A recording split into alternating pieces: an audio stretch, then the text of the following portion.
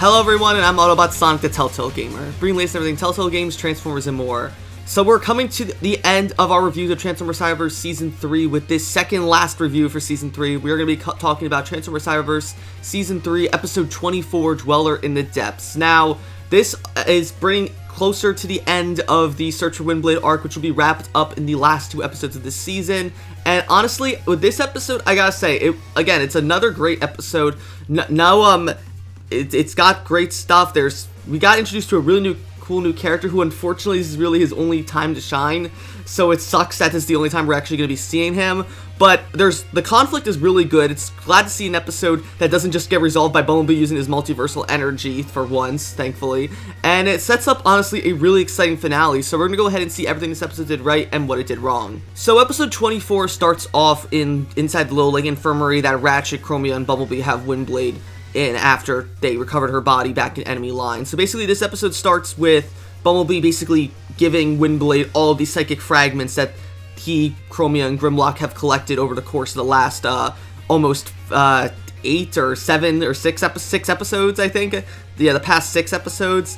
And while they're doing it, they have realized that they have 80% of Windblade, or 60% of Windblade, so they gotta find 2 more shards to fully awaken her. However, as they're about to start looking for the second last piece of Windblade, suddenly a big hammerhead shark branded Autobot just barges into the room, grabs Windblade in his mouth, and takes off. So Bumblebee and Chromia chase after him, which leads them to the Argon Sea, which is basically this huge, basically sort of sea, but it's composed of just argon gases. And again, I know I say this every single time we get introduced to a new environment, but I absolutely love the environments that Boulder Media does with Cyberverse. This sea, if you want to call it that, is absolutely beautiful with all the different, aquatic tech life that's in this sea. I absolutely love it. And while they're down there, of course, they're being attacked by not only the hammerhead shark from earlier, but also several other sea creatures that are just damaging the shuttle. So Bumblebee just gets really irritated and starts going up onto the roof of the shuttle, battling, fighting off all of the sea creatures and the hammerhead shark, eventually managing to hit the hammerhead shark with his stinger and for allowing Chromia to capture him. But at the same time, Bumblebee ends up falling off the shuttle and hits he hits the back of his head on some sort of rock and causes him to lose consciousness and fall down deep into the depths of the sea.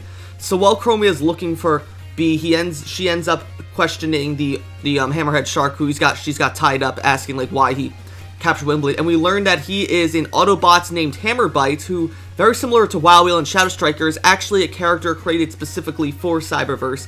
And I gotta say, I absolutely love his design, that he's kind of got this real Poseidon nautical vibe to him. I really, really love his crown that he's got in his robot mode. And Hammerbite is actually voiced by Billy Bob Thompson, who also voices Starscream and Wheeljack in Cyberverse. I actually was really surprised to find that was Billy Bob Thompson, because from first hearing his voice, I thought it was just Jeremy Levy voicing him, because he voices a lot of characters. But now to know that the voice of Wheeljack and Starscream is voicing Hammerbite, I absolutely love how his voice is so different compared to his Starscream and Wheeljack voices. And I think Billy Bob Thompson did a great job of portraying Hammerbite as this very noble character, very similar to Thunderhowl actually in that regard, but just the fish version of Thunderhowl basically.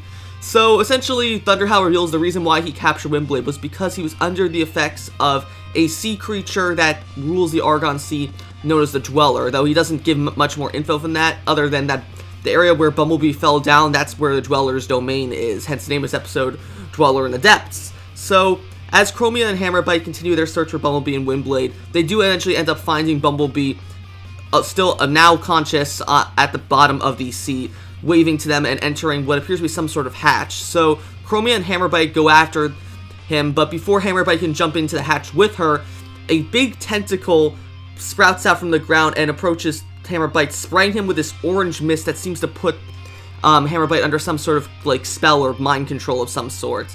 So unbeknownst to Chromia, though, she continues on going after Bumblebee, only to find out that he too is being possessed by the Dweller. And so she gets into a fight where she's running away from both him and Hammerbite. And I gotta say, it's great to see Chromia actually get the spotlight again after I mean, she did get a little bit of spotlight back in Thunderhowl, but this is her really first time to shine since the very first episode of the season of Battle for Cybertron Part 1, when she and Perceptor tried to break out of Megatron's prison in the start of, throughout the majority of that episode.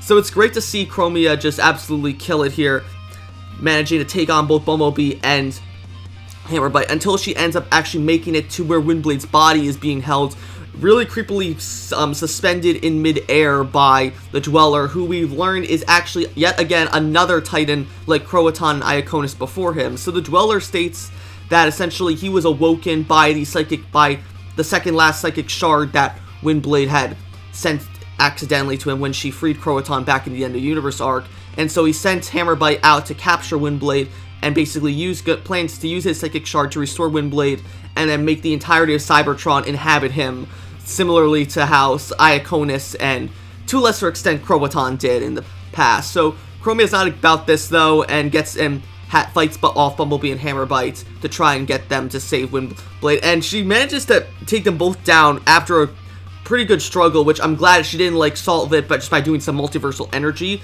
No, she actually has to fight pretty long with Hammerbite and Bumblebee until Bumblebee starts using his stinger against her. She ends up getting Bumblebee to sting Hammerbite, causing him to reboot, and then ends up making Bumblebee sting himself with his stinger, so they both end up breaking out of the Dweller's mind control. And with that, Hammerbite grabs Windblade as the Dweller starts to fill himself with that mind control gas again.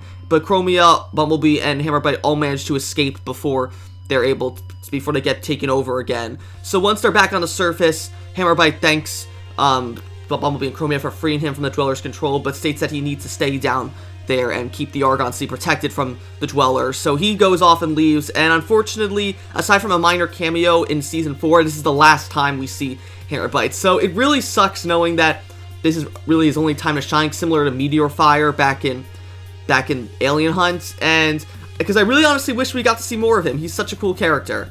Now, despite this episode wrapping up really nicely, there is one other side plot. Optimus is giving a speech to Hot Rod, RC, Grimlock, and a bunch of other Autobots. Before Optimus can finish his speech, he suddenly freezes up, and the Matrix of Leadership just pops out of his chest and starts floating in the air. So we cut back to presumably inside the Matrix of Leadership, where Optimus ends up basically floating in the middle of nowhere towards it.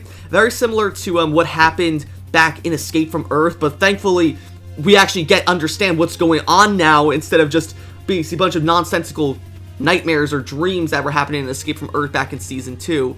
So but essentially Optimus wakes up in this, basically I guess inside the Matrix if you want to call it that, surrounded by slabs representing each of the 13 primes.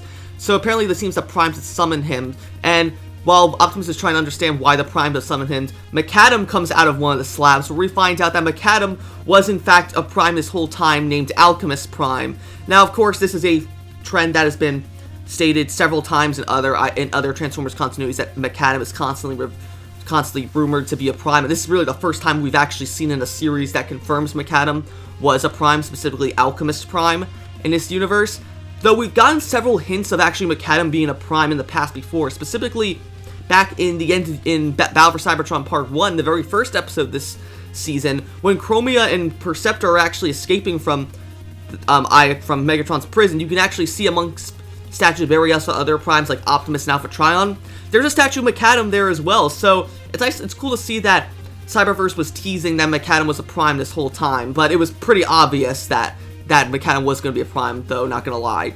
But anyway, McAdam states that the reason why he and all the other primes have summoned Optimus into Matrix Leadership is because they need Optimus to destroy Megatron's Matrix of Leadership, as it apparently will bring a great evil, and it's also the location of the final Windblade fragments. So I forgot to mention, they did also recover the Windblade fragment that was inside the Dweller in the main plot of this episode. So the last fragment is inside Megatron's Matrix of Leadership. So after that, Optimus finally regains consciousness, and the Matrix of Leadership returns to his chest, basically explains to the Autobots that they need to go into Decepticon territory and take down Megatron in order to save Windblade. And so that was my review of Transformers Cyberverse Season 3, Episode 24, Dweller in the Depths. If I had to rate this episode, honestly, I'd probably give it like a 10 out of 10. This episode is without a doubt a great, probably like the best episode in the Search Windblade arc. It's got a great B plot with Bumblebee and Chromia helping Hammerbite defeat the Dweller. No multiversal energy was needed to take them down, and there was actual stakes in it. It felt like really Chromia could have lost that fight if she didn't play her cards right, and I really enjoyed that. The side plot with Optimus and learning that McAdam was a Prime this whole time and that he needs to take down, destroy Megatron's matrix of leadership is really interesting. I'm excited to see where that goes. And yeah, it was just a really, really good episode. The only con I'd say is I wish Hammerbite, we get to see more of him later on this season or even the season 4. But I'm not going to take points off that because that's not really a problem with this episode. But that's going to be for this review. I'll be back soon with the final review of Cyberverse Season 3, which is episodes 25, Silent Strike, and episode 26, the other one. After that, I'll be back next week for the final 2 reviews of Transformers Cyberverse covering the Season 4 finale, or 2-part finale events. If you like this review, be sure to like, comment, and of course subscribe, and I will see you guys later. Take it away, Bumblebee. Bumblebee out. And I'm